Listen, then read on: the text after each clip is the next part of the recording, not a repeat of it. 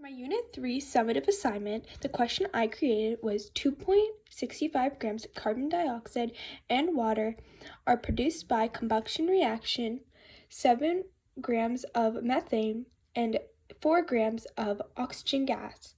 The question here is calculate the percent yield and the percent error. Our question, we're going to develop the balance equation. So the balance equation that I have here is we are working with carbon dioxide, which is CO2, and water, and we are produced by combustion of methane and oxygen gas. So now we have to balance the equation out. And how I balanced it is I put a 2 right here and a 2 right there to balance it out. And now we're going to move on to our stoichiometry. Here's my stoichiometry table, and what I did was I had to put the ratios. So for methane, 1, for oxygen gas, 2, for carbon dioxide, 1, and for water, 2. Now we have to figure out the molar mass first, because that is what we know, and we can also plug in what the masses are for the mass of methane and the mass of oxygen gas, which is 4 and 7. Now we're going to find the molar mass. So this is how we find the molar mass. So we are going to see methane here. It contains carbon and hydrogen.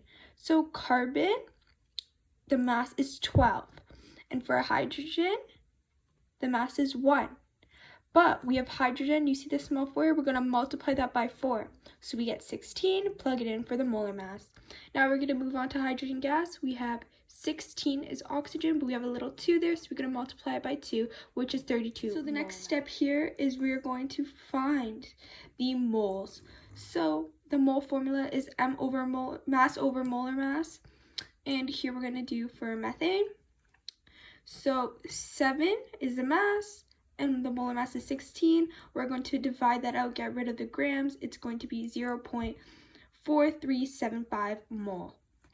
Now we're going to move on to oxygen gas. Put it into the formula, mass over molar mass.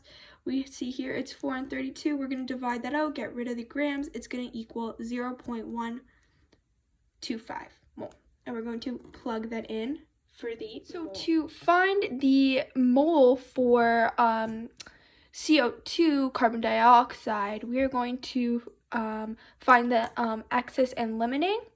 So how we do that is we're going to put the mole for methane, we're going to put it there, and we're going to put, because when you move up the table, you are going to divide. So we're dividing it by the ratio, which is 1 mole methane, and we're going to get rid of the methane, and then we're going to multiply it by the ratio of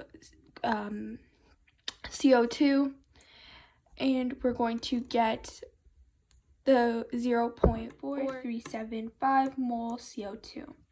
So now we're going to do the same. So we're going to need to get the mole for oxygen gas, and we're going to divide it by the ratio for oxygen gas, so 2.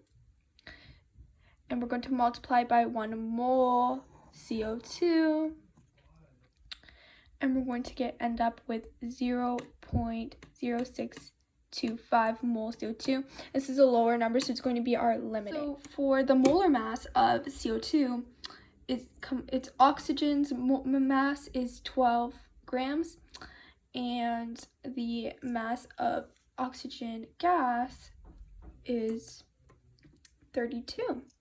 So 12 plus 32 equals 44 grams per mole, and we're going to plug that in for the molar mass up there under CO2. And now we're going to find the mass of CO2, because that's what we're looking for that axis.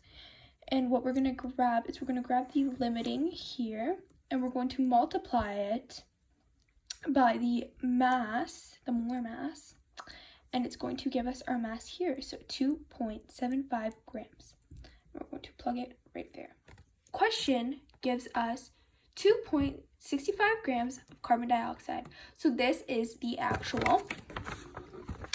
So we're going to plug the actual there, and we're going to multiply by 100 first.